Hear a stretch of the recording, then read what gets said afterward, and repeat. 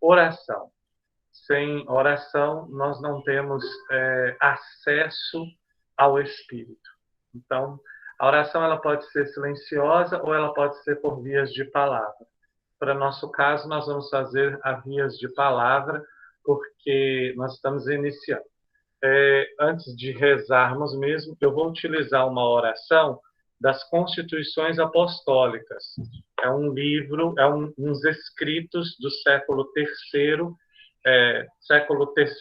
segundo, terceiro, que é uma compilação do que os apóstolos escreviam. E tem uma oração aqui que é muito bonita. Então, em nome do Pai, do Filho e do Espírito Santo. Amém. Pedimos então ao Senhor Deus que hoje possa estar conosco, que derrame seu Espírito sobre nós. Acolha os nossos pedidos, acolha as nossas intenções. Aqui queremos rezar também pelo irmão Honório, que passa por uma enfermidade, por uma dificuldade em sua saúde.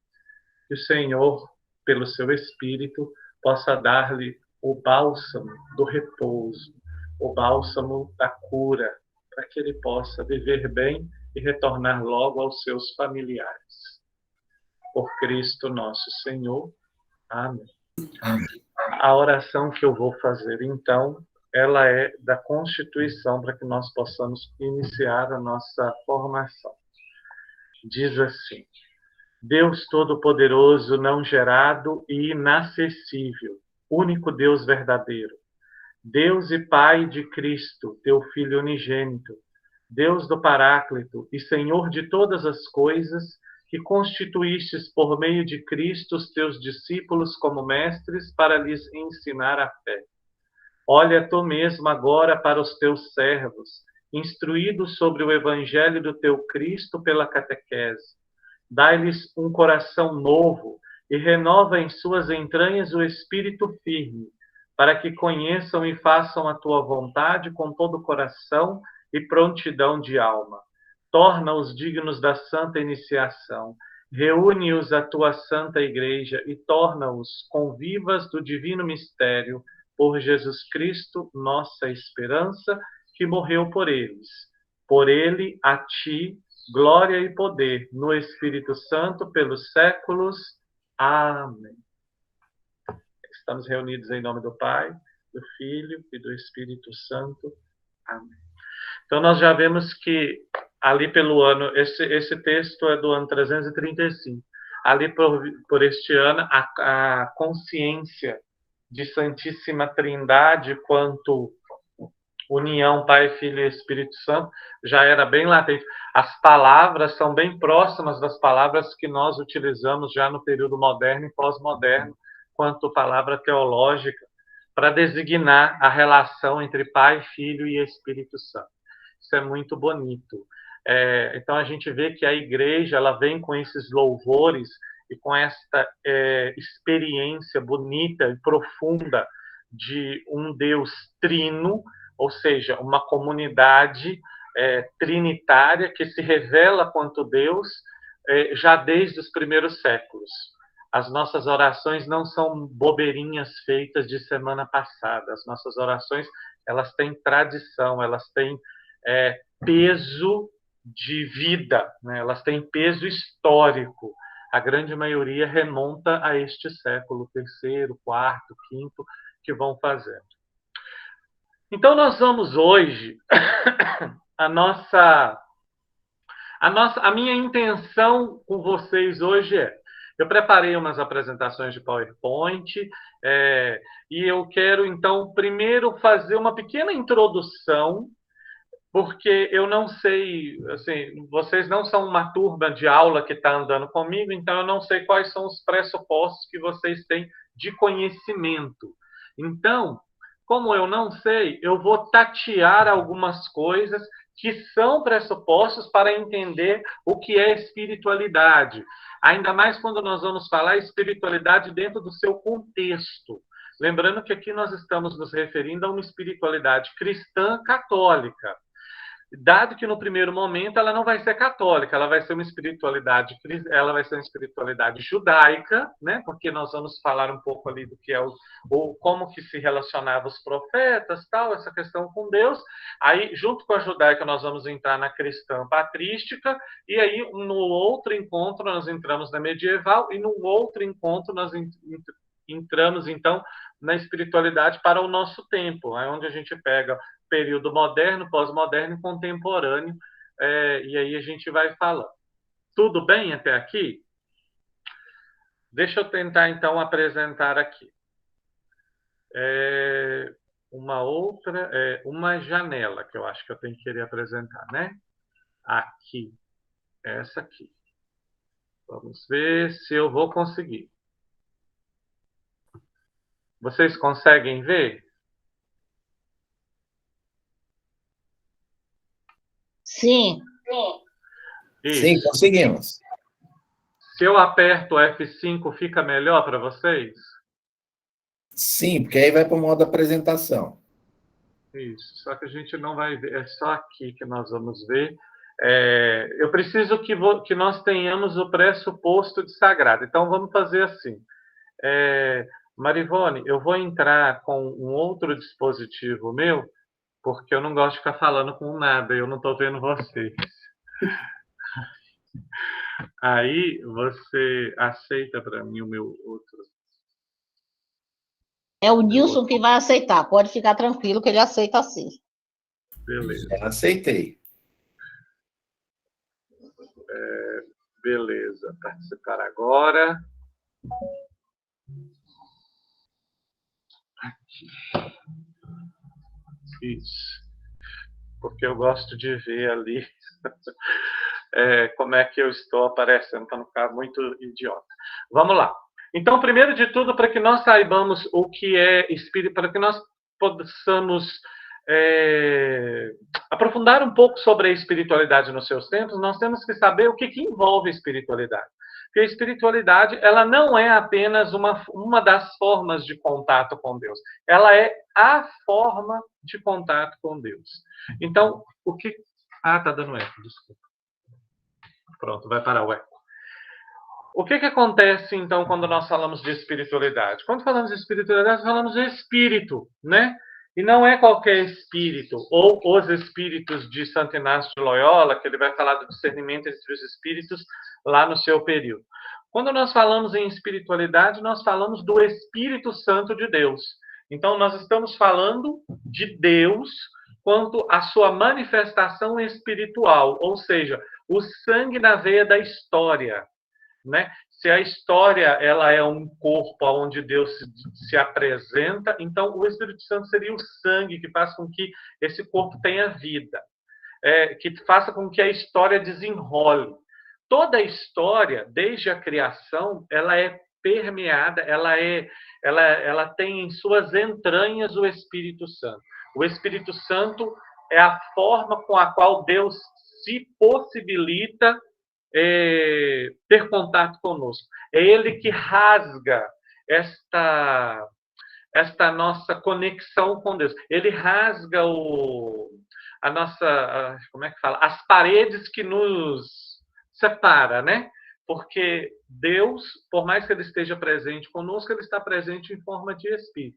Mas o próprio Espírito rasga esta parede para que Deus possa fazer as suas inserções na nossa realidade, entendeu? Então, por exemplo, quando falamos em milagre, é um dos momentos em que o Espírito rasga a realidade para que Deus haja de forma profíncua e, por exemplo, o milagre ele tem sempre uma intenção de que um número ou um grupo acredite naquilo, pois ali Deus assina, então, a sua existência. Beleza. Então, falamos do Espírito. Só que, para falar do Espírito, nós temos que ter o pressuposto de sagrado. Porque espiritualidade é necessariamente um terreno sagrado, um local sagrado por onde eu vou exercitar a minha relação com Deus e o meu aprofundamento naquilo que Cristo me propõe enquanto itinerário de vida.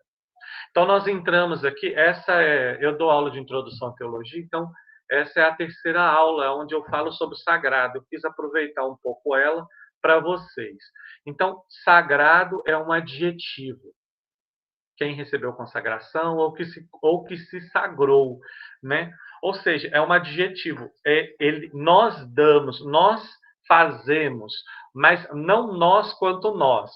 Nós preparamos o terreno e ele vai se tornar sagrado de acordo com o movimento involuntário que o Espírito faz dentro daquilo que nós vamos dispor quanto sagrados. Então, de nada adianta, por exemplo, eu receber a minha ordenação se eu não fizer do meu corpo um local sagrado.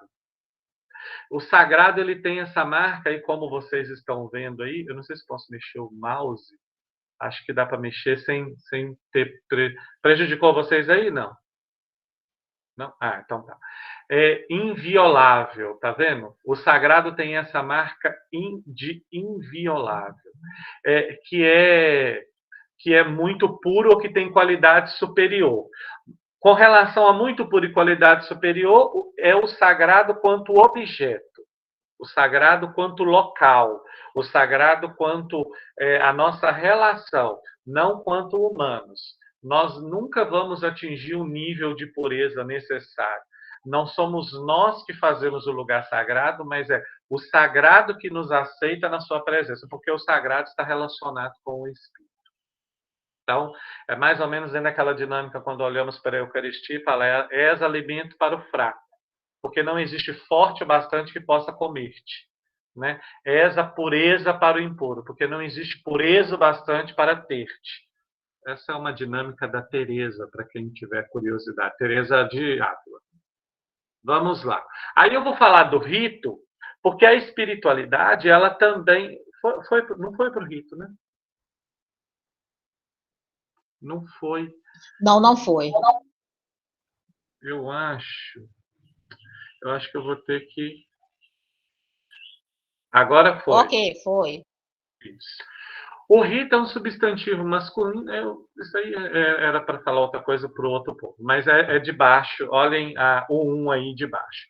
Ordem prescrita das cerimônias que se praticam numa religião. Então, o que é o rito? O rito, ele é uma ordem prescrita. Então, primeiro, e isso é interessante para a nossa questão da espiritualidade, porque nós temos que entender assim. Então, para que eu possa exercer uma espiritualidade autêntica, nós vamos compreender que sempre houve um local, existe um local ou um algo para, e existe uma forma com que se torna espiritual.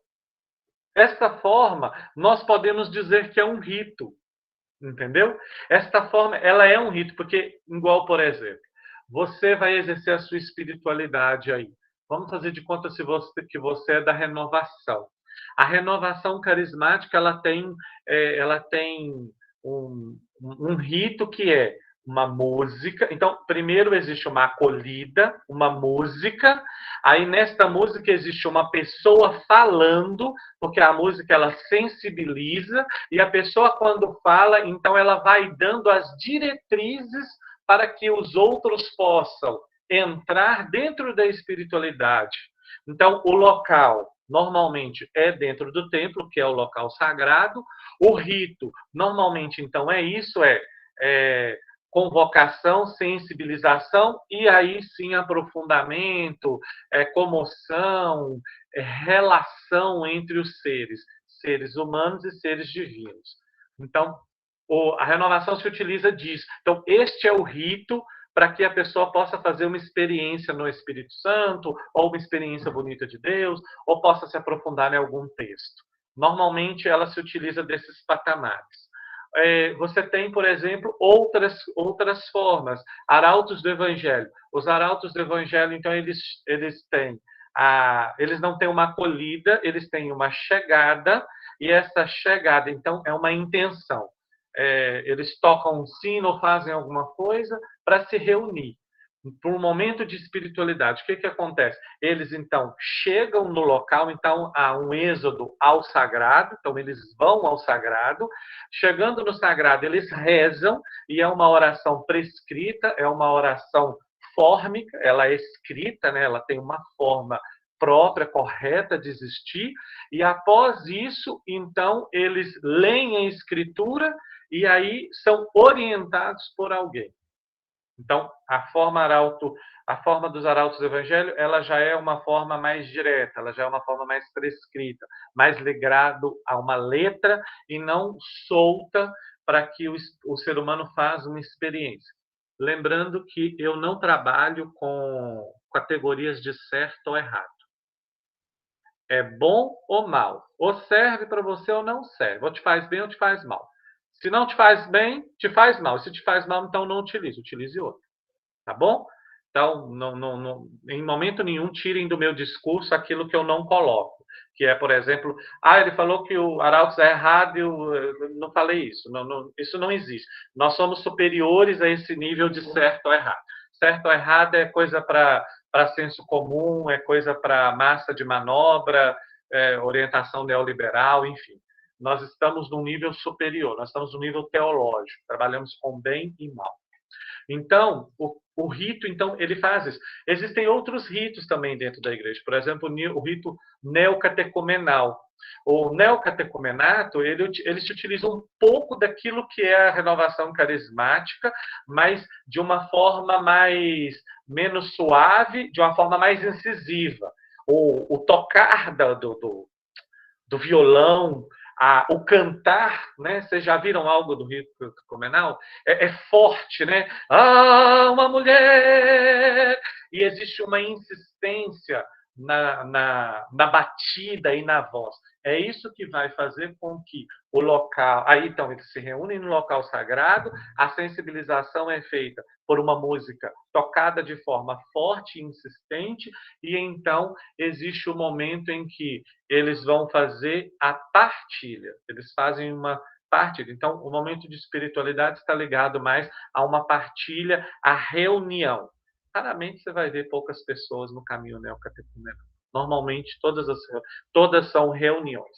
Então, é um pouco isso. Isso é só para a gente entender por que eu estou falando do rito. Eu estou falando do rito para que nós possamos entender que o rito é pressuposto para a espiritualidade. E a humanidade, que somos nós, o conjunto dos seres humanos. Então, o que é que nós precisamos para uma espiritualidade autêntica? Nós precisamos de saber o que é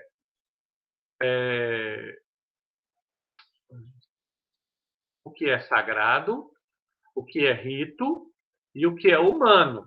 Então, nós temos aqui, nós temos essa parte, quando falamos de sagrado, quase que automaticamente a nossa mente faz isso. Não só de sagrado, mas sagrado, rito e humano. Então, nós temos o ser humano quanto aquele capaz de se relacionar com essas várias categorias, Deus, sagrado e rito. Então, o ser humano executa num lugar sagrado relacionado com algo. Então, executa um rito dentro do espaço de algo que foi sagrado e é sagrado e, portanto, que se relaciona com Deus. No caso, Deus Espírito Santo. Desta parte aqui do slide, então, de introdutório, seria só isso aqui, tá bom? Essa é a parte de introdução somente. Então, aqui eu vou interromper esse compartilhamento de novo. Isso. E vou compartilhar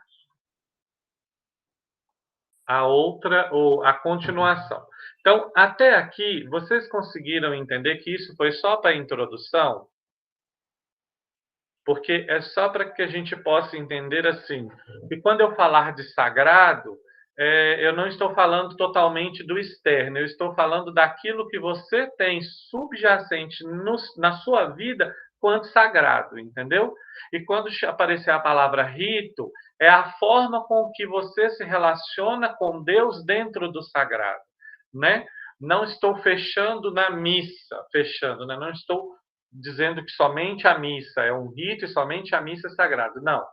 Sagrado e rito compõem toda a forma legítima pela qual nós vamos nos encontrar com o transcendente. Agora vou tentar aqui. Vamos tentar uma janela. Cadê o papelzinho aqui?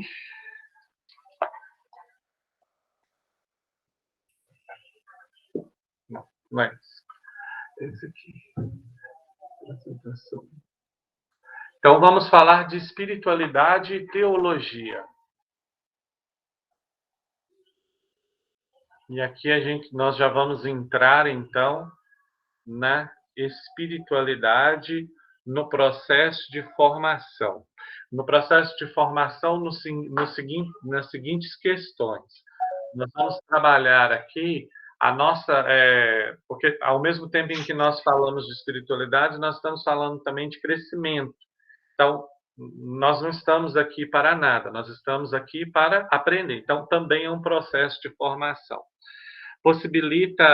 A espiritualidade, ela possibilita a integração fé e vida, teoria e prática, racionalidade e afetividade, o intelectual e o sentimental.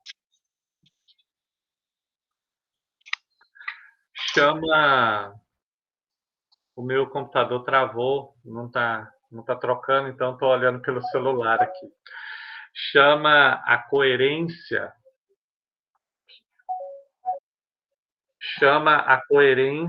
e para uma vivência atual e concreta dos fundamentos da fé, levando a uma mística. Então, aqui entrou uma palavra nova, mística.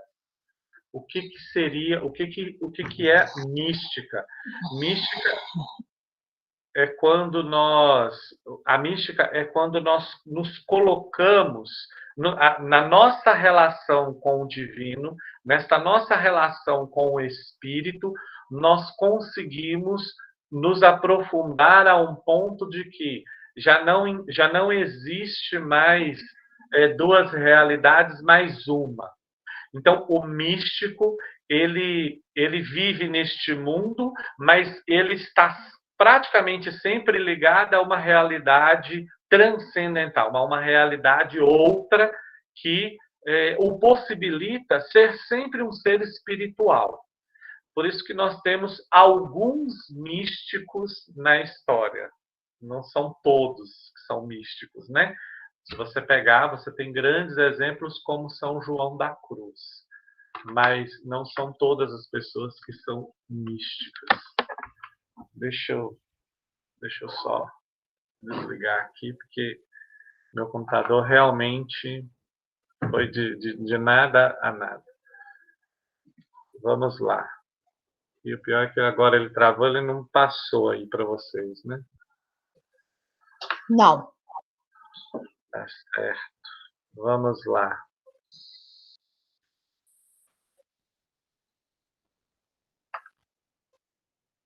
E eu acabei de gastar 500 conto arrumando esse computador. E felicidade, né? Ok.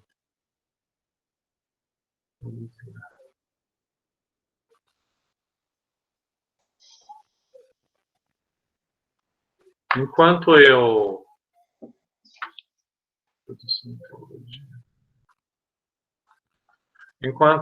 Isso. Eu não vou transmitir aí para vocês por agora, porque ele travou aqui, mas eu estou com acesso ao documento. Então, eu vou continuar aqui para que nós possamos ir para frente. Nós vamos voltar aqui, então. A visão, a espiritualidade, então, ela trata de uma visão de integração, de formação intelectual e formação espiritual. Ou seja, nós temos que nos abrir para aprender de Deus e com Deus. Uma outra possibilidade aproveita-se de todos os conteúdos teológicos para mostrar e motivar a integração fé e vida.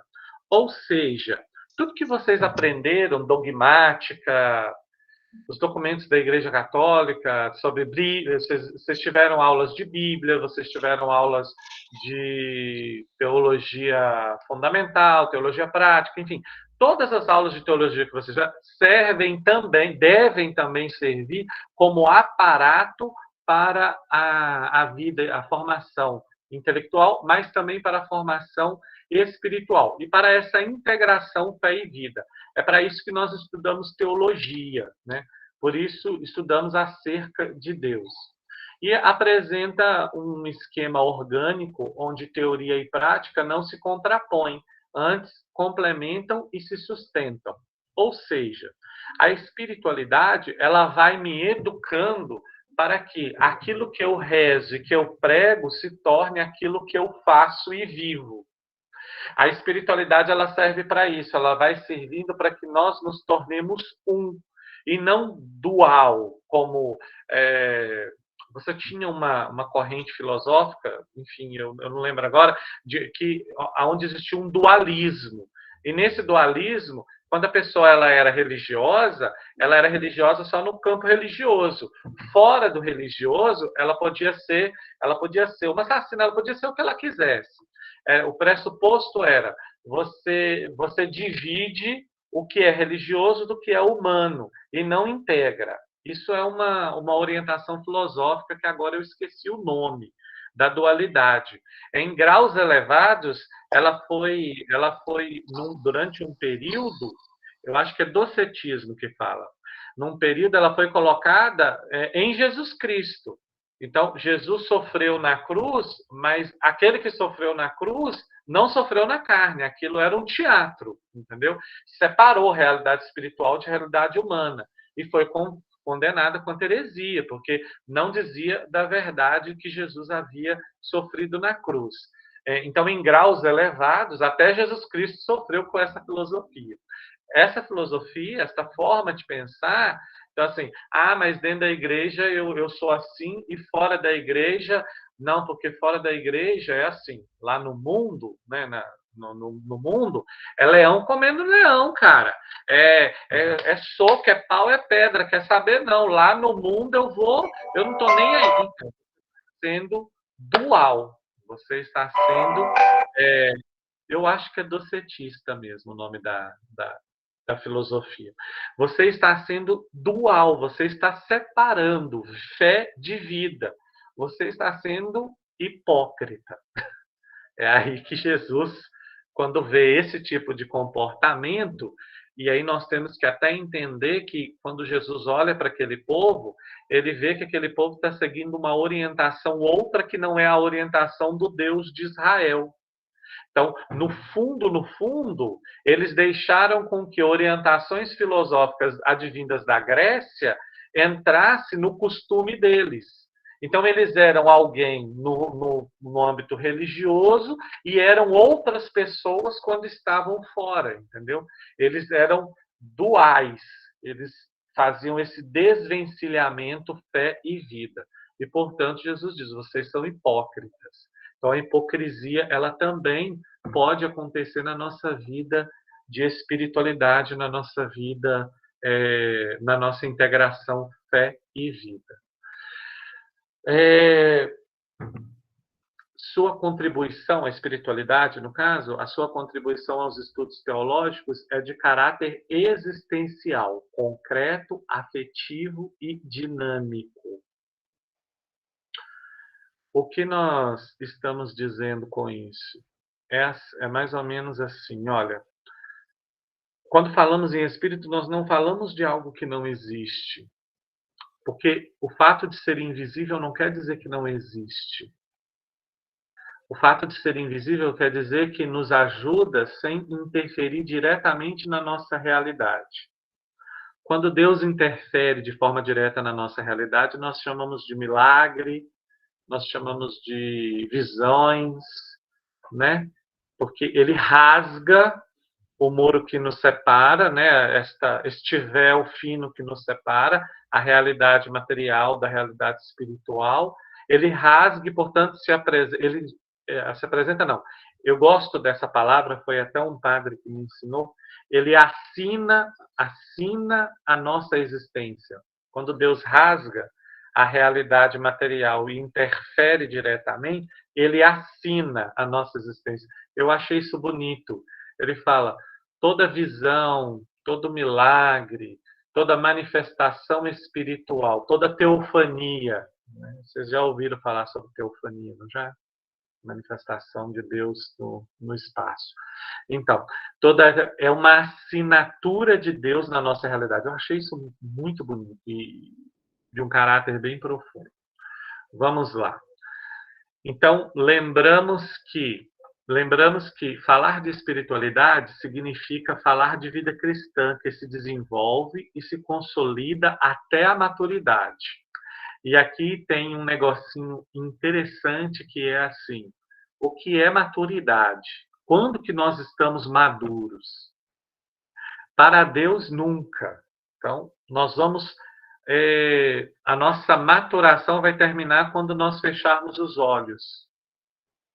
Porque até o último momento de nossa vida, antes de fechar os olhos para entregar esta nossa história a Deus, nós vamos aprender com Deus. Nós vamos ser passíveis da sua interferência e tudo. Eu acho isso fantástico. Então, falamos de maturidade. Até aqui, alguém quer fazer alguma pergunta? Alguém está com alguma dúvida ou não entendeu algo que eu falei? Porque eu tenho só mais eu tenho mais alguns slides aqui e mais uma apresentação pequena de 3 ou 4 slides só. Para que aí a gente possa também falar sobre outras coisas. Padre Francisco, eu tenho duas questões. Esse dualismo que o senhor falou, não seria um maniqueísmo? É maniqueísmo, então? É porque eu não lembro o nome da corrente filosófica. Deve ser o maniqueísmo, então.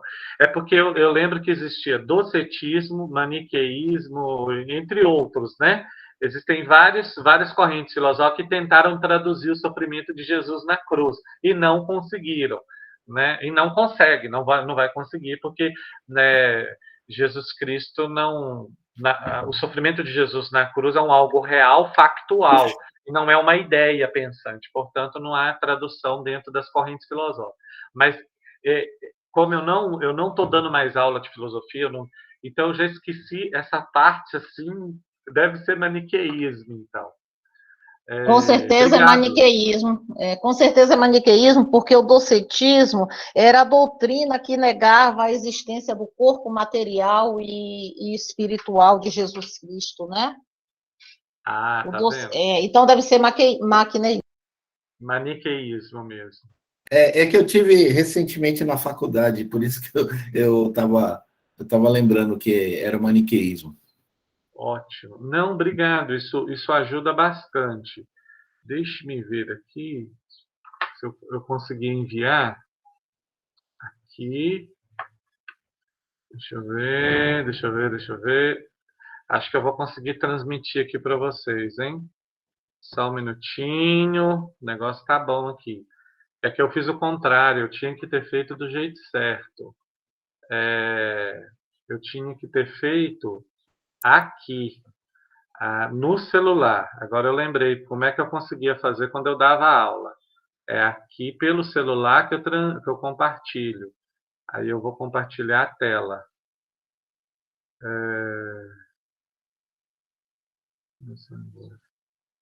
Isso. Aqui. Aqui. Isso. Nós estamos aqui, ó. Nós estamos aqui, ó, maturidade. Aí, vocês conseguem ver, acompanhar. Agora eu lembrei, tá vendo? Não sou tão burro, não. Eu vou uma hora eu consigo. Aí falamos até aqui de maturidade. Okay. Tá, posso fazer mais uma questão? Pode. Em relação à mística, o senhor poderia explicar novamente, que isso sempre para mim foi muito complicado entender, a questão da mística. A mística, ela é um caráter da pessoa. Entendeu? O místico é caráter místico. Entendeu? Eu sou, por exemplo, não sou. Deus, quem sabe um dia eu consiga rezar direito. Mas o ser humano, ele vai se dobrando ao sagrado e ele vai se juntando numa espiritualidade tal que aí ele se torna um místico. Então, ele já não vive mais como nós, assim. O místico, ele já não vive como nós, que vamos ao sagrado, exercitamos a nossa oração, a nossa coisa, fazemos um contato e neste contato fazemos uma experiência. O místico não. O místico, ele é o religioso, ele está em contato constante com o mundo religioso, com o mundo que nós podemos chamar de espiritual, mas aí talvez entra umas outras questões, mas ele está relacionado o tempo inteiro. Então, o místico, ele está sempre imbuído do Espírito.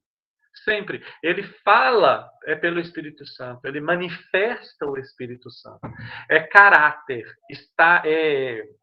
Quando vocês estudaram Introdução à Filosofia, vocês estudaram sobre o ser, certo? Então, vocês estudaram assim. O ser, ele tem essência e ele tem os acidentes. E existe uma terceira forma, que é o acidente essencial. O acidente que se torna essência.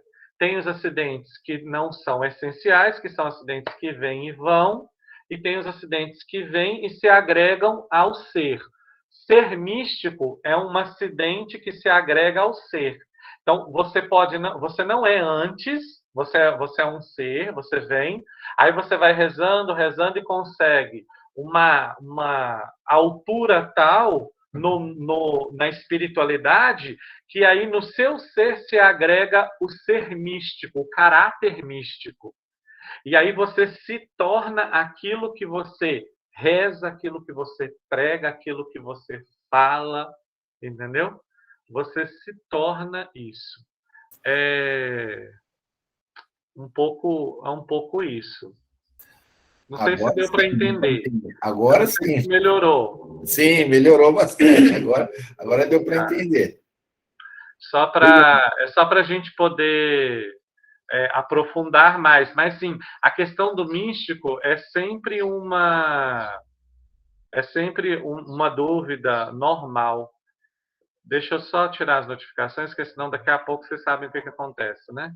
Começa a chegar aquelas barrinha, e vai nos atrapalhar. Vou desligar todas as notificações, daí nós vamos continuar aqui com o nosso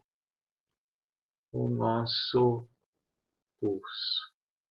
Então, agora vamos falar da palavra espiritualidade. Então, até ali, né, eu fiz esse aparato todo. A palavra espiritualidade mesmo, ela vai surgir no século XII.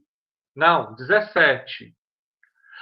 Ela aparece antes, mas olha só, quanto espiritualidade de exercício é século XVII. Aí, 19 e 20. Né? 17, 18, 19 e 20, no caso. Tá bom. Aí vem escrito assim, ó. Mas na verdade, a palavra remonta à patrística. Pelágio, através da sua frase, comporta-te de modo a progredires na espiritualidade, e Dionísio, o menor, explica deste modo: consiste na perfeição da vida segundo Deus. Então, ali já aparecem sinais, tá bom? Do que é a espiritualidade, quanto exercício, quanto prática, quanto envolver-se. Ok. Agora, nesta parte, nós vamos parar por aqui e vamos entrar, então, no nosso assunto, porque este primeiro momento do assunto, nós não temos muitas coisas. Então, eu vou pôr aqui para vocês o próximo slide. Deixa eu só enviar ele para mim mesmo. Espera aí. Deixa eu só salvar.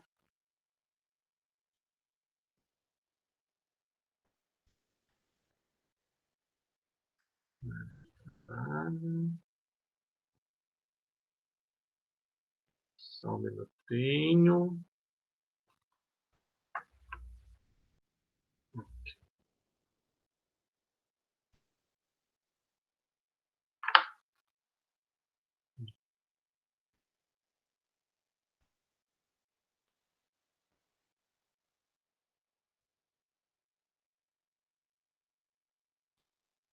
Saiu do negócio, né? Do centro, parece? Sim, saiu. Ai, Jesus amado. Vamos aqui. Vamos parar. E vamos fazer novamente.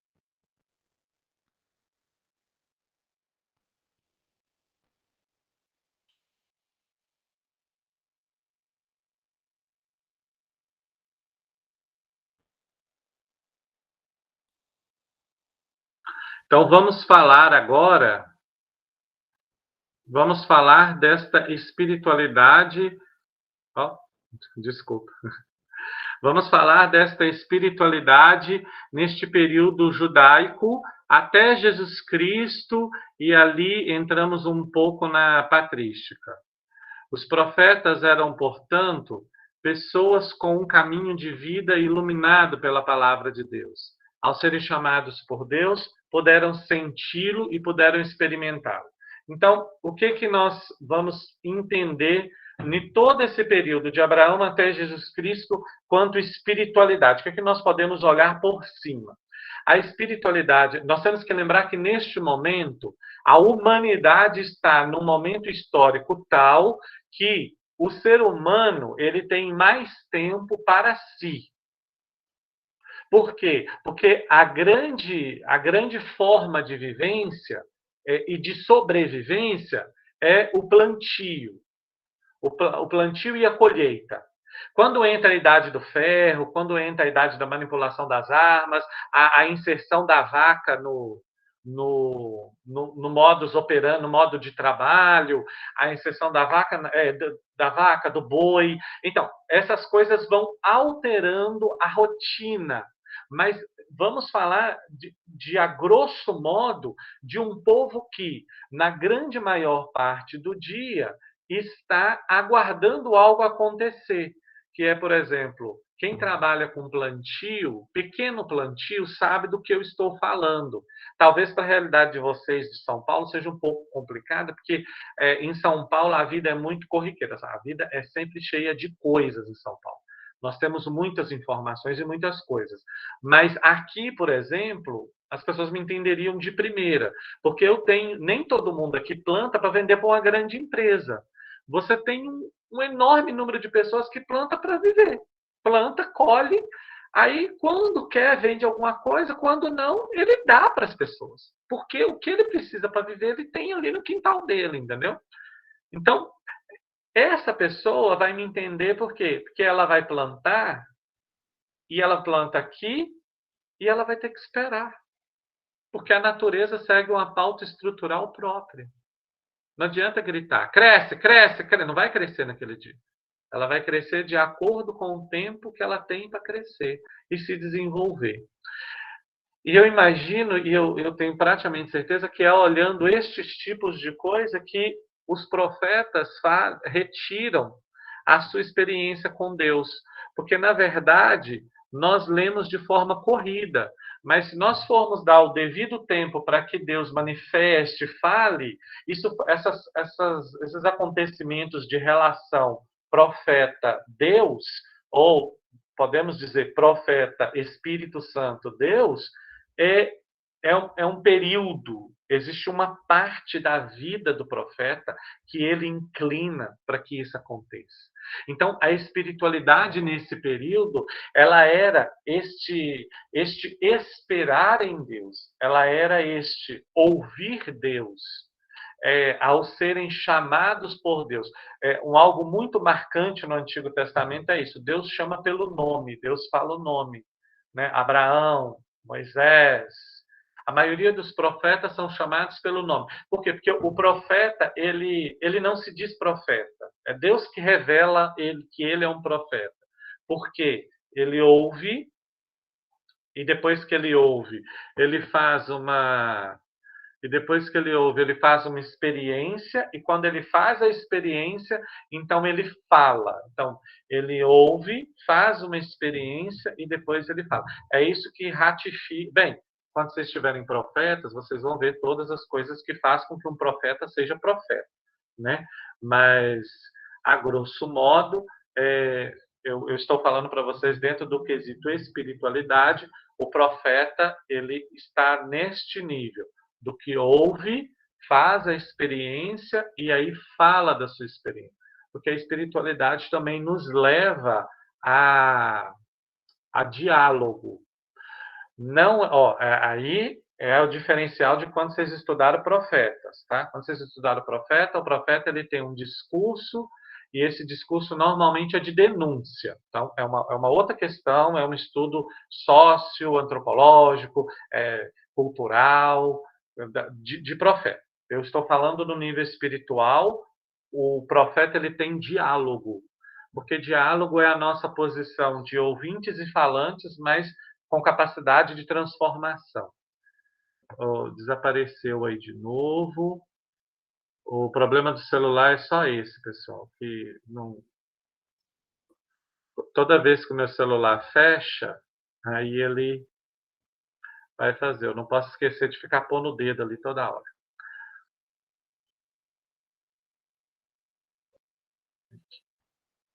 Ok.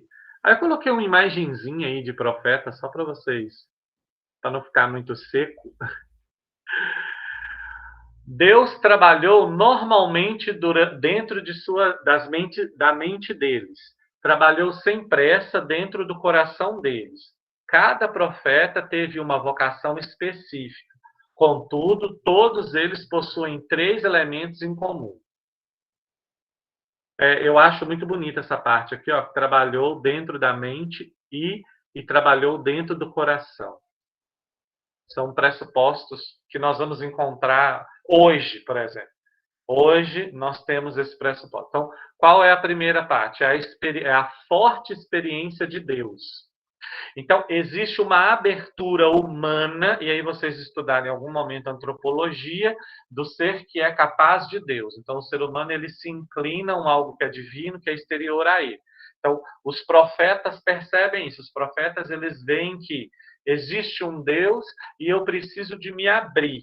E para se abrir, ele tem que deixar-se, ele tem que fazer com que certas preocupações, certas ocupações deem espaço ao que é maior, melhor e mais profundo, que é Deus.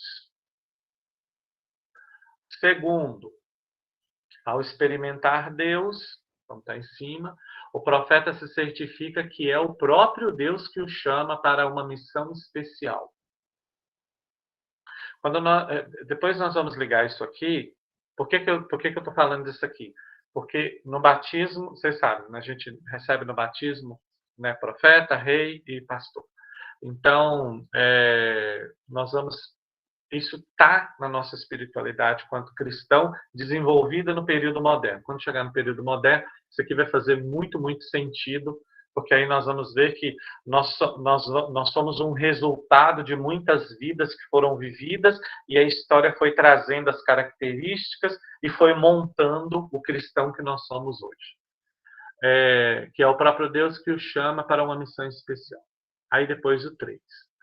Esta experiência causa uma mudança profunda em sua vida. Então é assim, se não vai mudar de vida, não toque em Deus. Se é para ficar do jeito que está, não mexe com Deus. É mais ou menos o cara que... como é que chama? O traficante. O traficante, que fala assim, graças a Deus conseguimos vender as drogas. Ele não acredita em Deus. Assim, ele não deixa Deus. Ele está dando graças a Deus porque ele conseguiu algo puramente humano. Mas se um dia esse traficante, Deus fala assim, chegou a sua hora. Eu quero você para mim. Você não vai ser mais traficante. Agora você vai ser um cristão. Você vai ser meu. E ele começa, então, a vir na vida. E aí, por um mínimo de abertura, esse traficante deixa Deus entrar, acabou na vida dele. Ou ele vai morrer, ou ele vai ser muito perseguido, porque ele vai ter que parar de fazer a coisa errada e fazer a coisa certa. E se no meio das perseguições que ele sofrer, ele fraquejar, ele vai desistir de Deus e vai voltar para a vida errada. Eu dei um exemplo de traficante, mas a gente pode levar para a nossa vida também. Todas as vezes que estávamos fazendo coisa errada e pedimos a Deus que nos ajudasse, ele deu um tapa na nossa cara. Porque ele pegou o errado e esfregou na nossa cara. Nós passamos por humilhações, nós passamos por dificuldades e nós passamos por perseguições. Por quê? Porque nós pedimos que Deus nos libertasse do mal. E muitas vezes o mal quem pratica sou eu. E aí Deus pega e esfrega esse mal na nossa cara, acaba com a nossa raça. Fala, ó, é você que está fazendo mal. E você tem que desistir disso. É mais ou menos isso. Essa profunda experiência onde a causa, aliás, esta profunda mudança onde a causa é a experiência de Deus. E o contrário também é verídico. Mudança sem causa de experiência não serve para muita coisa. Não adianta você mudar de vida se você não vai experienciar Deus. Vai servir para o comum dos humanos, mas você não vai ter o principal, que é o apoio. Então, é aquela pessoa que faz o bem, faz bem, uma pessoa muito boa, muito boa, muito boa, mas aí vamos fazer de conta que ela deu pacote rosa para menina, para menino e pacote azul para uma menina. Aí uma mãe criticou, falou, mas o meu filho é homem, eu quero o pacote azul. Aí ela perde o centro. Mas também não quero saber de mais nada, a gente faz o bem, só faz as coisas boas, e daí agora vem reclamar, a pessoa só sabe reclamar, não sei o quê. Perde, a gente fala assim, perde as estribeiras, né? A pessoa perde o seu centro. Por quê? Porque essa mudança de vida dela, de bondade, não foi pautada numa experiência de Deus, foi pautada numa mudança antropológica social. Ela era ruim e decidiu ser boa, mas sem a base que é Deus. Para quando alguém reclamar, ela falar assim, nossa, é verdade, me perdoe pelo erro, vou destrocar, se é que é um erro. E aqui a gente não vai entrar no mérito disso. Mas é só para falar. Mudança sem Deus também não faz. Aí tem gente, porque nós estamos com um discurso moderno, pós-moderno, aliás, contemporâneo. Hoje nós temos um discurso contemporâneo muito forte, que é assim. Eu conheço muita gente muito boa, que é até melhor do que muito cristão que está dentro de igreja, e que não é religiosa, que é ateu, que nem acredita em Deus, mas são pessoas que são até melhores do que o cristão que está na igreja. Com base em que ela está falando isso? Ela está falando com base nas ações sociais, com base no ajudar o próprio ser humano. Mas nós não podemos esquecer que dentro da nossa dinâmica de vida, maldito o homem que confia no homem. Porque o homem vai ser falho em algum momento. Primeiro que diz da confiança em si mesmo. Nós não podemos confiar somente nas nossas forças, nós temos que confiar nas forças de Deus. E maldito o homem que confia no outro neste sentido, aonde eu estou denegrindo, eu estou pautando toda uma pessoa vazia, oca, apenas por ações externas, sendo que o essencial é que é importante. Então, por quê? Porque é uma questão de consciência. Então, quando você faz, porque você fez uma experiência profunda, a sua consciência é libertada de todas as amarras, a sua vida é libertada. Agora, quando você faz apenas como ato político, como ato social, você faz apenas com negócio, você continua vazio, você vai continuar fazendo certas coisas para preencher um vazio que é impreenchível de forma material, de forma social. Você só preenche vazios com Deus, porque Deus é eterno e infinito. Ele é o único que consegue preencher os vazios. Ok. Há vários conceitos e definições. Esse é o último slide, tá? E aí a gente vai terminar. Há vários conceitos e definições. Espera aí, gente. Tem uma palavrinha aí, mas é porque eu estava dando sobre teologia da libertação. Então, mas é só tirar a palavra pé no chão aí que está tudo certo. Há vários há vários conceitos e definições a respeito da espiritualidade, pois há várias espiritualidades. E isso eu já falei, né, para vocês, questão dos segmentos dentro da igreja com sua forma de espiritualidade própria. A que se trabalha aqui é a espiritualidade cristã católica. Esse pé no chão vocês podem, eu vou apagar antes de mandar para vocês. A palavra espiritualidade tem sua raiz na palavra espírito, ruá em hebraico. Vocês são até melhores do que eu nessa parte, porque vocês já viram essa questão do ruá. O ruá não é espírito exatamente, não é a palavra espírito, nós traduzimos como espírito. Na verdade, é hálito, né? Sopro, é o bafo quente de Deus, né?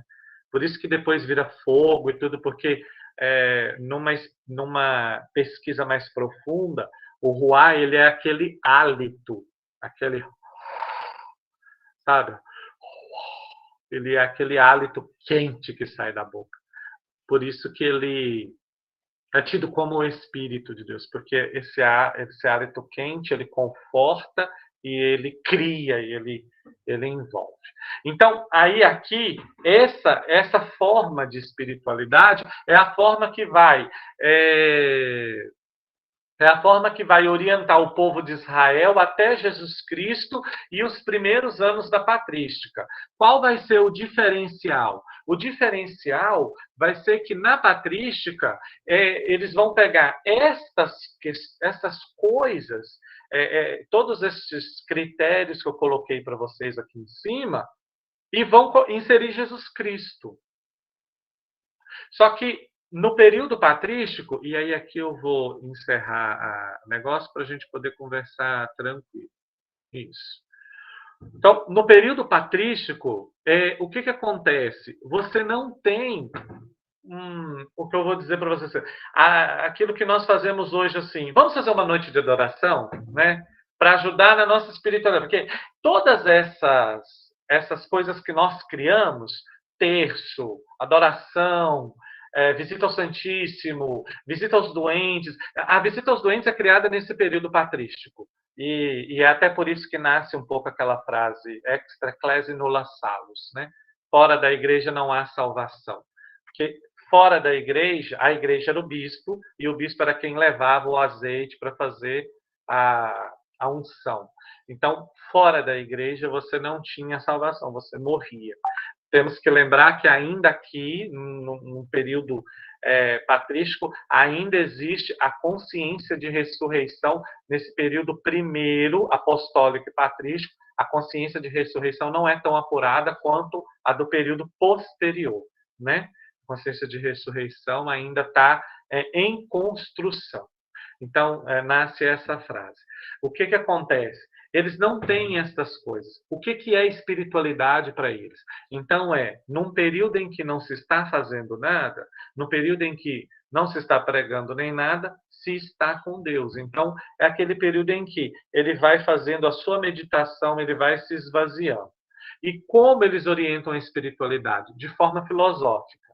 Então, período apostólico, apologético, apostólico, patrístico, esses períodos, eles são todos muito filosóficos. Então, existe um crescimento no saber, e isso é identificado como crescimento espiritual também, entendeu?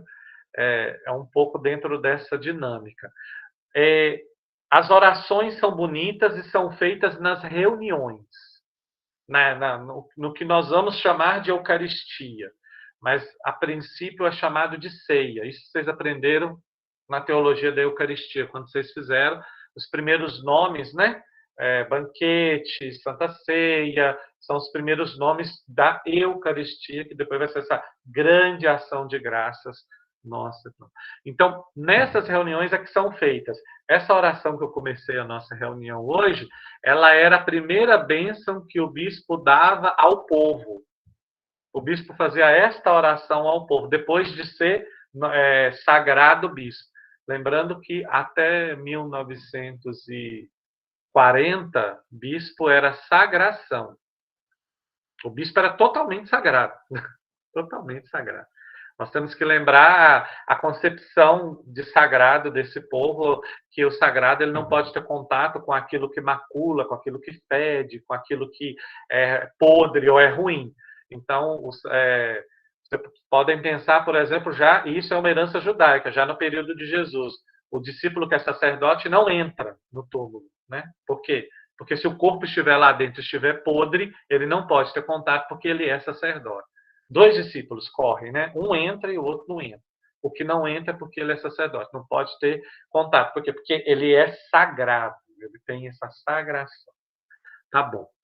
Então, esse primeiro período nosso é dentro dessa questão. Ele é marcado, então, por essas três bonitas características. Forte experiência de Deus, e aqui Deus como Deus único e verdadeiro, Deus não é trindade ainda, vai ser trindade depois do ano 300, né? Depois do ano 200 e alguma coisa, quase 300, experiência de Deus sendo chamado para uma missão especial e experiência de Deus causa de mudança de vida. Essas são as 3 coisas que marcam a espiritualidade. Período judaico e cristão dos primeiros séculos até porta do medieval. Boécio na filosofia Boécio é o cara limítrofe entre antigo e medieval. Ele faz a mudança de antigo para medieval. Então, até Boécio você vai ter que a espiritualidade ela se dá dentro dessas 3 questões aí, tá bom? E é isso, a oração é sempre em comum, a oração é sempre com as pessoas. Uma outra questão interessante. Os cristãos não rezam dentro de casa nos primeiros momentos. Eles só rezam dentro de casa se for em comunhão. Porque, gente, a concepção de comunidade para a manifestação de Deus é muito forte. É tão forte que Atos dos Apóstolos coloca sempre a oração em comunidade. Em nenhum momento você vai ver que em Atos dos Apóstolos está escrito assim, só Jesus. Né? Na Bíblia, ali nessa parte cristã, só Jesus se retirava para rezar. Você não vê falando assim, Pedro se retirou para rezar sozinho. Porque Jesus só se manifesta na comunidade, né? Então, aí essa é uma concepção muito forte. Tanto que isso foi escrito nos Atos dos Apóstolos. Estando reunidos, Jesus sim, está no meio deles. E depois isso foi passado para a nossa liturgia, que é o ponto ápice da nossa vida cristã. Ele está no meio de nós. Né? E aí veio a Constituição Apostólica Sacrosanto Concílio, que fala que Jesus está presente de forma verdadeira no meio do povo, na palavra e na Eucaristia. Né? Essas coisas elas vão criando e nós vamos sendo resultados. Perguntas? Eu só queria saber, esse ano que você falou, até aqui era a sagração para os bispos. Você falou 1940, Francisco? Por aí, porque antes do Concílio Vaticano, depois do Concílio Vaticano, mudou para a ordenação episcopal. 1964 é o Concílio Vaticano, não é? É porque, assim, a liturgia ela muda antes do concílio. Antes do concílio você já tem a celebração versum populi, né? A mudança de verso... Gente, eu estou falando, se vocês estudaram, vocês lembram, né? O que é o versum Dei, que é a missa tridentina. É que eu tento evitar ao máximo falar de costa para o povo, porque não existe de costa para o povo. É a versum Dei, é o povo com o sacerdote de frente para Deus. Esta é a missa tridentina, a missa onde nós víamos as coisas de frente, né? E aí a inovação do Concílio Vaticano é a verso populi, né? Que aí é o povo com o sacerdote elevando a Deus. E por isso que a gente faz assim, com as mãos, a gente pega a oferenda e faz. E isso é um retorno até, por exemplo, ao período de Abraão. Abraão, quando oferece a Melquisedeque eleva para cima, não para frente, ele faz para cima. E também é um período apostólico, patrístico, enfim, é um retorno a umas origens. Mas você falou, eu falei 1940, mas é uma coisa figurativa, assim, porque, se eu não me engano, 1940 para frente, vai iniciar o movimento em um mosteiro da França. É porque não é aula de liturgia, então não está aqui na minha cabeça fresco. Mas num mosteiro da França e num mosteiro lá onde é o Celta, como é que chama aquele povo celta, gente? Não é Celta mais, Irlanda. Irlanda? Isso, lá para o lado da Irlanda, lá, já iniciarão algumas celebrações versum populi, e já com mudanças profundas, entendeu? E aí existe registro não da sagração episcopal, mas de padres convidando para a ordenação episcopal do bispo, já mudando a palavra de sagração para a ordenação, entendeu? Então, por isso eu falei até 1940, porque antes do concílio já começa essas mudanças de palavras, mas é com o concílio que há a troca. Então, você entra em desuso a palavra sagração episcopal e passa-se a falar ordenação episcopal. Por quê? Porque muda a concepção. Bem, vocês estudaram sacramento, né? Teologia do sacramento, vocês estudaram que muda a concepção de sacramento da ordem. Então, até então, a ordem ela era os presbíteros e os bispos. Os diáconos, eles não estavam inseridos. Aí o diácono passa a ser inserido porque ele faz parte da ordem, então imprime caráter. Então, uma vez diácono, diácono para a eternidade. Uma vez padre, padre para a eternidade. Uma vez bispo, bispo para a eternidade. Porque ali entra a impressão do caráter. Porque o sacramento é da ordem, dividida em 3 graus de serviços, né? Da ordem no serviço diaconal, da ordem no serviço sacerdotal e da ordem no serviço episcopal. Cada um no seu lugar, no seu cantinho, no seu banquinho. É um pouco isso. Mas alguma pergunta, alguma coisa, minha gente? Se ninguém tiver, eu tenho. Assim, você, espiritualmente, o senhor falou que os pressupostos do profetismo são os mesmos para nós cristãos, que é o encontro pessoal, vivência e anúncio? Isso. É? São as mesmas coisas. Porque nós somos profetas, né? Nós, às vezes, não desenvolvemos a profecia, mas nós somos profetas pelo batismo. Nós recebemos no nosso batismo a missão, a triamúnera, né? Os 3 serviços, né? Profeta, sacerdote e rei. Ou pastor, é a mesma coisa. Então, profecia para denunciar, para falar, para agir, para gritar no meio do povo. E aqui é muito importante saber discernir que a profecia ela é sempre no âmbito da denúncia, né, no âmbito da justiça. E aí o sacerdócio, que é o sacerdócio comum dos fiéis, para que vocês possam participar do sacrifício da missa. E é por isso que vocês podem ficar dentro da igreja, porque o santo sacrifício, ele é só para sacerdotes, então todos são batizados, são sacerdotes e sacerdotisas. O que diferencia é que um é ordenado para executar, outro é ordenado para participar. Vocês, sacerdotisas e sacerdotes, são sacerdotisas e sacerdotes para a participação, estar no mesmo espaço sagrado. Existe a crença de que, por exemplo, no ato da epíclese, a expansão de presença de Deus é tal que, se morrêssemos, iríamos direto para o céu. Porque na presença de Deus não existe pecado, não existe nada. Na presença, Deus inunda o lugar e torna aquele lugar parte do seu convívio. Então é quando... Aí a gente tem aquelas imagens que eu não gosto muito, mas aí mostra o céu se abrindo, tal, Jesus, os anjos. Aquilo é uma demonstração do que seria a imagem espiritual do que acontece no momento da missa. E lembrando que a missa não é só uma epíclese que acontece, são várias epícleses durante a missa. Inclusive, na oração eucarística, são 3.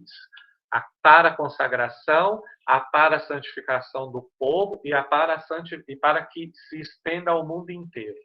Né? Nós pedimos ao Espírito Santo que haja nessas três formas. Primeiro, transubstanciando. Segundo, mudando a realidade em torno da transubstanciação e que os efeitos deste acontecimento se expandam pelo mundo inteiro. É lindo, né? Só nós temos isso. Eu quero uma aula só de epíclise, que eu nem sabia dessa palavra, nem conhecia isso. Epíclise, olha. Quando a palavra significa mandar em vosso Espírito Santo. Mandar o Espírito Santo. Quando o Espírito Santo... Adorei. A gente pode ver, sim, no futuro, pode deixar. Mas isso vocês devem ter aprendido assim, mais do que eu até. Isso é coisa velha já. Padre, deixa eu fazer uma pergunta. Na verdade, não sei nem se é uma pergunta. Quer dizer, quando o senhor disse, se não for para causar mudança na vida, então nem mexa com Deus. Nem mexa com Deus. Aí é uma opinião particular, né, do Francisco. Você pode, sim. Sabe por quê? Porque senão você entra no nível dos hipócritas, né? Você vai na igreja todo dia e não tem mudança nenhuma na sua vida. É aquele cara que chega para Jesus e fala assim, mas eu observo tudo isso desde a minha infância. Aí Jesus olha para ele e fala, boa, que beleza, rapaz. Então, se você observa tudo isso e não é feliz porque ainda não sente a garantia da vida eterna, então vende tudo e dá aos pobres. Ou seja, muda o paradigma da sua vida. Aí ele volta triste porque ele não é capaz de fazer isso. Então é um pouco isso. Se não é para mudar, não procura Jesus. É daí que eu tiro isso que eu falei. Tá certo, entendi. É porque, geralmente, quem procura por uma necessidade. Muitas vezes acaba procurando por uma necessidade. E isso acaba ocorrendo. Depois não tem a mudança. Ele só procura porque, naquele momento, ele está precisando. E se ele alcança, então, aí é que ele esquece rapidamente e volta à vida dele mundana como antigamente. É só olhar Círio de Nazaré, 12 de outubro, como lota esses lugares, mas se você for fazer um balanço, aquelas pessoas não lotam os seus lugares, as suas comunidades, as suas paróquias, elas vão atrás do milagre. Mas olha, que assim, eu estou falando para vocês que, repito, vocês não estão mais no nível comum dos fiéis, no senso comum. Vocês estudaram, vocês saíram do... Eu estou falando com pessoas que têm uma concepção já diferente. Eu falo essas coisas na minha homilia, mas eu também não julgo. Claro que a pessoa, por exemplo, ela está afundada no cartão de crédito, ela vai fazer uma promessa para Nossa Senhora Aparecida. Deve fazer. Eu sei que depois ela não vai mudar de vida porque ela conseguir pagar o cartão de crédito e tudo. Mas, em algum momento, esta ida lá vai ser a brecha que Deus precisa para entrar na vida dela e transformar. Porque tudo que Deus precisa é uma abertura para que ele possa entrar e transformar. Mas aí, quando eu falo assim, é mais uma questão, é mais para um apelo moral, para que a pessoa entenda que nós, no nosso nível aqui, no nível de quem está estudando, já faz uma experiência, já está profundo, que não adianta ficar dando murro em ponta de faca, você não vai vencer. Você precisa de, toda vez que conecta a Deus, pensar em algo a ser mudado. Porque é isso que Deus quer. Eu não sei se você vai entender. Assim, o senso comum é protegido pela sua ignorância. Nós já não. Entendeu? Então, assim, as pessoas devem ir atrás, devem fazer as coisas. Sim, devem fazer. Mas para nós já não é mais assim. Nós não podemos voltar a estas atitudes de procurar Deus só para pagar uma conta e depois abandoná-lo. Dado o encargo que nós temos. Eu falo como sacerdote, mas falo para vocês como estudante de teologia também. Entendeu? Ok, obrigado. Nada. Questionamentos? Então, para nós é pior ainda, para quem está estudando e conhece É pior do que para aquele que não sabe, não? É e não. Porque a quem muito é dado, muito é cobrado, né? Está no Evangelho. Então Mas São Paulo fala o quê? Aonde maior foi o pecado, superabundou a graça. Então também somos salvos pela misericórdia. Então é pior porque a nossa consciência que vai nos julgar no final. Ela vai ter um papel muito importante na nossa vida. Porque tudo que nós fazemos, nós temos relação consciente com aquilo que nós fazemos. Às vezes fazemos de forma inconsciente, mas a grande maioria das vezes é consciente. E aí é ela que nos julga, ela é o pior dos juízes, a nossa consciência. E talvez, quando você faça ali, cometa o seu pecado, a sua coisa, você não esteja totalmente consciente. Ou talvez esteja, mas independente dos casos, Deus vai agir com a sua misericórdia. Você é que vai rejeitar. Vocês estudaram escatologia, então vocês sabem que o inferno é a rejeição de Deus, né? É quando Deus vem e você diz não a Deus. Então é mais ou menos isso. Eu vou dar um exemplo para vocês. Não sei se vai ser bom, mas você vai ficar mais confuso ou vai ficar mais claro, mas eu vou dar.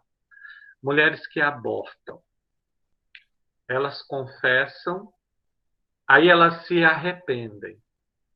Elas confessam 8, 9, 10, 20 o mesmo pecado. Bastaria uma. Bastaria um. Aí ela confessou, acabou. Mas por que ela confessa várias vezes? Porque a consciência dela pesa sobre ela.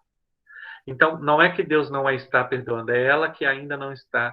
Então, quando a pessoa vem falar que aborta, não é confissão, é trabalho. Aí a palavra fica feia, porque a Umbanda utiliza dessa palavra, mas é trabalho espiritual. Não, a gente tem outra palavra, né, que é direção espiritual, a outra palavra. É direção espiritual que você tem que oferecer. Para que ela vá se libertando e, quando liberta da culpa, ela possa confessar e aí sim deixar no passado. Até esquecer que abortou um dia na vida. Mas é uma direção que dura 2 anos. Porque aí entra a pergunta do Nilson lá. Por quê? Porque daí ela começa a ter que entrar na consciência dela que para deixar Deus entrar, ela tem que mudar. E o que faz ela lembrar que aborta é o padrão de vida que ela leva, sabe? O trabalho é antropológico completo. Então você mexe com o cultural, social, com a relação interpessoal, relação pessoal sua com Deus. É bem complicado, é bem complicado. Por isso que muitas não fazem, preferem ficar confessando. Sim. Tem 20 anos que eu confesso. Quando que você abortou? Há 20 anos atrás. Mas ela ainda pesa. Então é um pouco isso. Tá bom? Para a pergunta da senhora aí, é um pouco isso, né? Para nós que sabemos, é um pouco pior. Por quê? Não porque Deus vai nos julgar mais forte, não. A misericórdia de Deus vai superabundar do mesmo jeito. Mas porque a nossa consciência vai martelar. Você sabia que não podia porque você fez. Aí você vai, confessa e volta, mas você volta com aquilo na cabeça. Por quê? Porque você tem o saber. Entendeu? E o saber vai te martelando. Mas a gente consegue se livrar disso com o tempo. Entendi.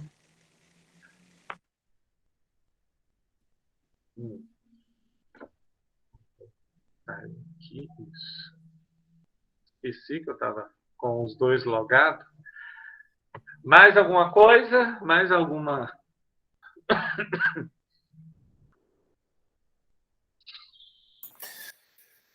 Padre, se não tiver mais nenhum questionamento, o senhor pode encerrar com a oração final, bênção final, como é que o senhor quer encerrar? E aí a gente fica para o próximo encontro. Estou curioso para o próximo, hein, padre? O próximo a gente entra no medieval. O medieval é maravilhoso e nojento ao mesmo tempo, mas é muito bom. Aí a gente entra numas questões sanitárias dentro do clero, claro. Esperem só um segundo que eu vou pegar aqui o negócio. Só um minuto.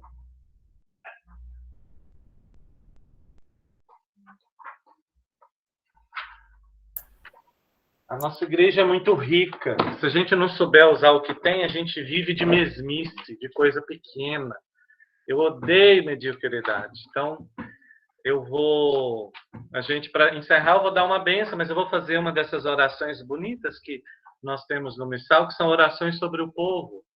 Pode ser usado em qualquer situação, não é só, o Missal não é só para missa, né? Ele também serve para outras coisas.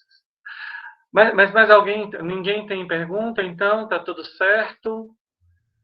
Mas vocês podem anotar, já com o que for passando, e aí vocês mandem para a Marivone, fazendo favor, para o Nilson. Eu não sei quem que colhe as coisas. É o Nilson ou a Marivone? É o Nilson. É o Nilson.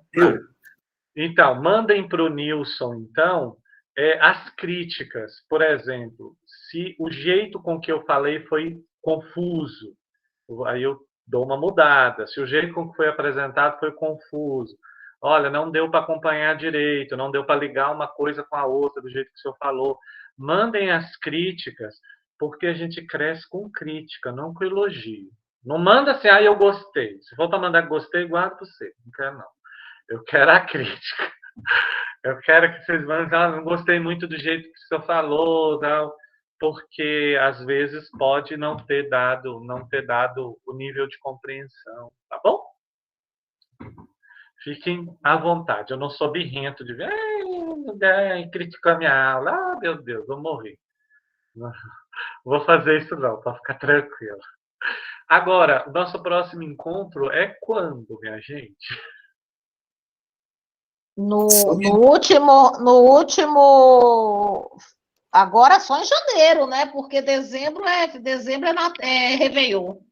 Seria dia 29 de janeiro. Não, é 27 de novembro, o próximo. 27 de novembro, é verdade. 27 de novembro e depois de janeiro. E depois só lá em janeiro. O senhor tinha pedido só os últimos sábados, né? Isso, porque eu tenho 11 comunidades, mas 6 são quilombolas, então são longe, né? Então, por isso que eu pedi isso. Então, 27 de novembro é o nosso próximo encontro. Isso. Okay.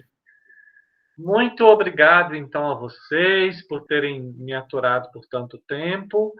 Lembrando de alguma pergunta, alguma coisa, podem enviar ao Nilson, que o Nilson pode me perguntar, ou que se quiserem meu contato de WhatsApp, o Nilson tem, ele pode passar para quem pedir, talvez quer fazer uma pergunta mais particular, né, uma coisa mais... não tem problema, eu também posso responder, meu número não é privado, é um número aberto para que as pessoas possam ter acesso. Então, até dia 27 de novembro. Em nome do Pai, do Filho e do Espírito Santo. Amém. Amém. Peçamos, então, a Deus que recolha a nossa gratidão por este encontro. E queremos agradecer especialmente porque Ele nos dispôs esse dia, Ele nos dispôs este momento para sentarmos e falar sobre a sua forma de manifestar, para falarmos sobre o seu Espírito. Que Ele possa recolher de nós as mais copiosas gratidões e as mais profundas formas de mostrar-lhe que somos o seu povo e seus filhos. O Senhor esteja convosco. Ele está no meio de nós. Concedei, ó Deus, aos vossos filhos e filhas vossa assistência e vossa graça, e dai-lhes saúde de alma e corpo, e fazei que se amem como irmãos, e estejam sempre a vosso serviço. Por Cristo nosso Senhor. Amém. Abençoe-vos o Deus Todo-Poderoso, Ele que é Pai, Filho e Espírito Santo. Amém. Um ótimo final de semana para vocês. Deus abençoe e vamos que vamos. Obrigada, Padre. Tchau, Boa Padre. Obrigado, Tchau, turminha. Obrigada. Tchau, tchau. Obrigada, Padre. Tchau. Tchau, Tchau, Mari. Boa prova para você. Tchau. Tchau, tchau, pessoal. Tchau, tchau. Última.